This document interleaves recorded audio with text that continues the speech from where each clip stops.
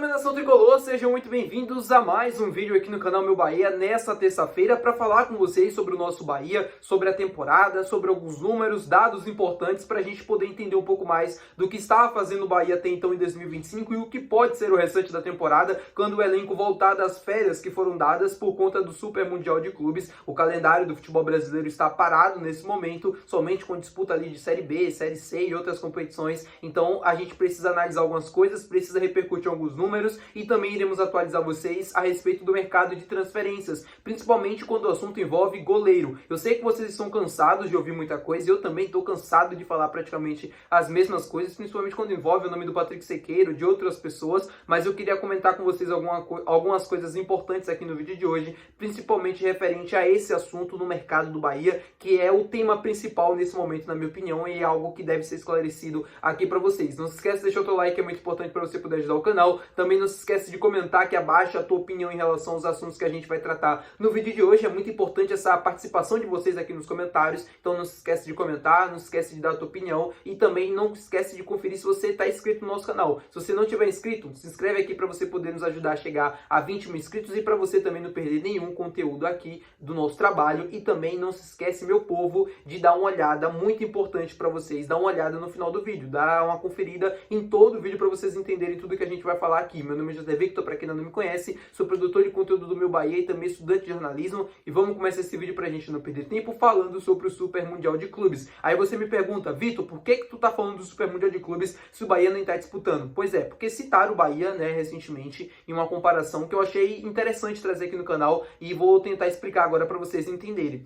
Um diretor esportivo lá da Europa, né, tava falando sobre o Super Mundial de Clubes, sobre os clubes europeus, fazendo um comparativo com os clubes sul-americanos, mas especialmente com os clubes brasileiros, falando que os clubes europeus, como o Porto, estavam chegando no final da temporada muito desgastado para disputar o Super Mundial de Clubes e que muitos jogadores nem queriam estar lá disputando essa competição. E aí fez um comparativo que as equipes brasileiras estão no meio da temporada, mais frescos, mais descansados e estão jogando o Super Mundial de Clubes. Que claro, existe um desequilíbrio, né, quando você coloca na balança entre os europeus e os brasileiros. E aí um dado muito importante nesse que o Bahia foi citado é o seguinte: o Porto, que é o clube europeu português que está disputando o Super Mundial de Clubes, fez 48 jogos na temporada europeia passada. O Palmeiras, que está no grupo do Porto, inclusive, disputou 40 jogos até então na temporada. E está no meio da temporada, ainda tem mais um calendário ainda para cumprir. O Bahia, que está no meio da temporada também e que não está disputando o Super Mundial de Clubes, fez 52 jogos até então nessa temporada de 2025. É mais jogo, inclusive, do que o Porto, que disputou já uma temporada inteira lá na Europa. Você consegue entender agora o quanto que essa questão do calendário do futebol brasileiro ela é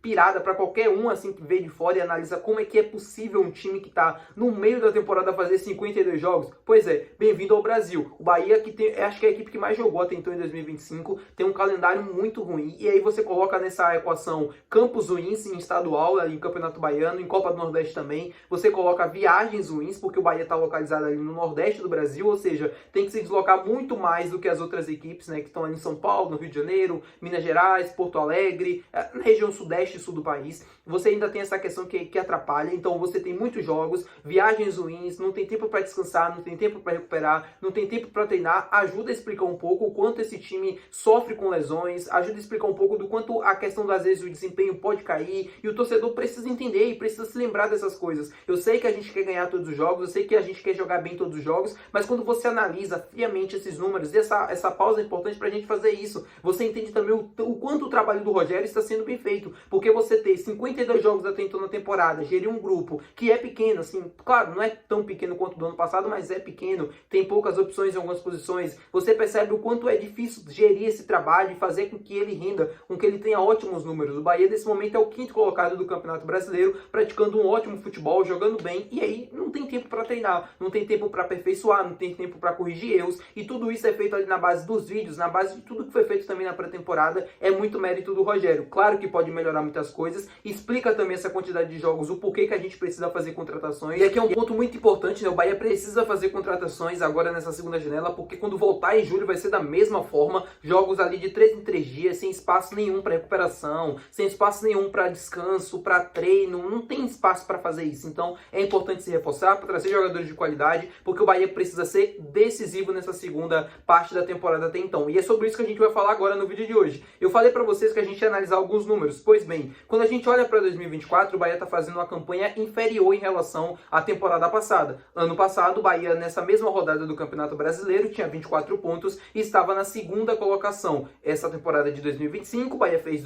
até essa rodada, né, de agora, a 12ª rodada do Campeonato Brasileiro, o Bahia fez 21 pontos e está na quinta colocação do Campeonato Brasileiro. O Bahia teve uma queda de rendimento, né, com a reta final do primeiro turno, e se mantiver a regularidade até o final agora em 2025, se manter a regularidade até o final do primeiro turno, consegue ultrapassar essa marca de 31 pontos, chegando ali a 33 pontos e manter o aproveitamento de 58%, que é o que o Bahia tem até então na competição, consegue chegar a 33 pontos e consegue se manter ali entre os 6 primeiros tranquilamente. O Bahia precisa focar justamente nisso, manter a estabilidade, porque vai enfrentar adversários nessa outra fase agora do Campeonato Brasileiro, né, para fechar esse primeiro turno, adversários que estão abaixo da 10ª colocação atualmente, ou seja, vai encontrar adversários teoricamente mais frágeis, mas o Bahia precisa aproveitar essa oportunidade para conseguir decidir os jogos. Eu sei que brasileiro não tem jogo fácil, às vezes o time tá lá em 14º, 15º, 16º, complica jogo contra time que tá na parte de cima da tabela, mas o Bahia vai pegar algumas equipes que precisa aproveitar e precisa fazer 3 pontos, precisa para se manter na parte de cima. Nos últimos 7, 8 jogos aí que a gente vai ter, pelo menos ganhar uns 4, já garante essa estabilidade, já garante esse G6, pra gente começar a projetar o segundo turno, ser da mesma maneira, uma pontuação ali beirando praticamente os 30 pontos, pro Bahia conseguir essa vaga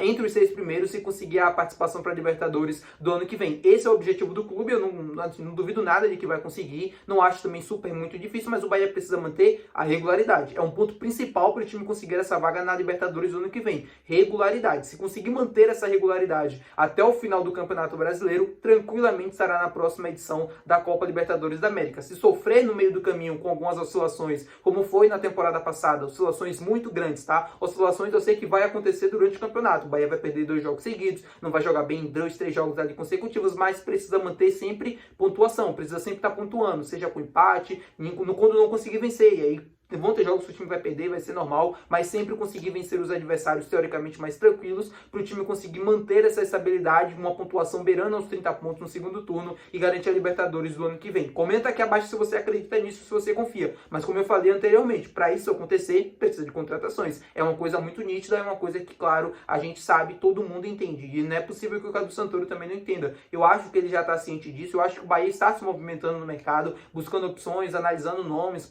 analisando posições também que precisam de um pouco mais de atenção para que o time consiga ter foco máximo nessa segunda parte agora da temporada e conseguir os objetivos do clube. Falar agora com vocês sobre mercado de transferências e falar sobre goleiro. Muito vem se falando nos últimos dias sobre Patrick Sequeira, principalmente depois da entrevista dele, que ele falou sobre o foco dele estar na Europa, mais precisamente no futebol europeu. Quando ele foi perguntado sobre uma possível saída do Casa Pia para o Bahia, eu sei que a resposta ela foi desanimadora, mas o Marinho Júnior falou uma coisa muito legal aí em seu canal do YouTube, né, o canal do Puco, que eu achei importante a gente repercutir aqui também no Meu Bahia, que foi sobre o fato do Cadu Santoro não ter desistido ainda do Patrick Sequeira, entende que pode destravar essa situação. E aí tem um plano B. O plano B seria o Jean, que foi oferecido ao Bahia. Caso o Jean, que foi oferecido ao Bahia, também não dê certo, a ideia do Bahia é seguir sem goleiro, sem contratar de fato um goleiro nessa próxima janela, e aí no ano que vem tentar um outro nome, e esse nome seria o Léo Jardim, que como eu já trouxe diversas vezes aqui no canal, era o nome ideal, né, que o grupo entende que é um jogador mais acessível, tanto por questões financeiras, por já estar no futebol brasileiro, também por ter ali os requisitos que o grupo entende como necessários para estar jogando em uma equipe do Grupo City, né, que é um bom jogo com os pés, uma boa liderança e tudo mais. Seria o goleiro ideal titular do Bahia para as próximas temporadas. E eu também vejo o Léo Jardim com muito bons olhos, porque é um goleiro que já foi convocado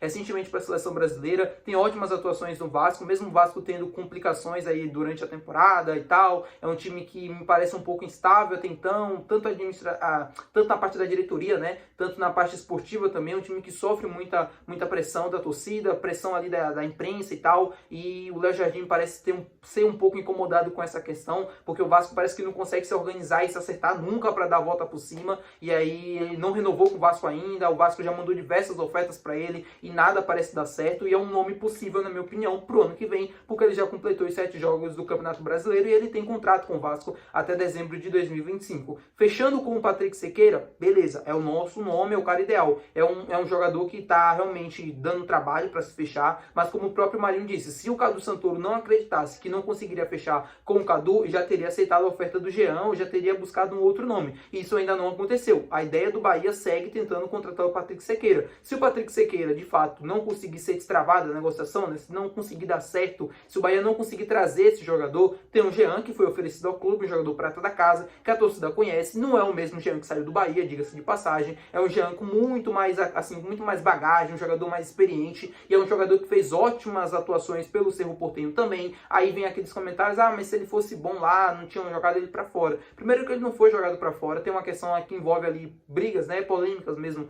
com a torcida, e aí já estava uma relação muito desgastada também com a diretoria, e por isso foi rescindido o contrato. Mas o Jean, pra mim, é um ótimo nome, é um nome que dá sim pra ser analisado. Claro, não é o melhor goleiro do mundo, não é o cara que vai levar muito o patamar da posição, e aí vale a pena essa discussão, se o Jean é um nome que vale a pena, ou o Marcos Felipe, que já tá aí, é a mesma coisa. É uma opinião que eu digo, que eu deixo aqui pra vocês responderem, né? Uma pergunta que eu deixo pra vocês no ar pra vocês responderem aqui nos comentários. Tá bom, meu povo? Muito obrigado por você ter assistido esse vídeo. Se você gostou, não se esquece de deixar o teu gostei, que é muito importante. Não se esquece de se inscrever no nosso canal. Até o próximo vídeo. Valeu, tchau!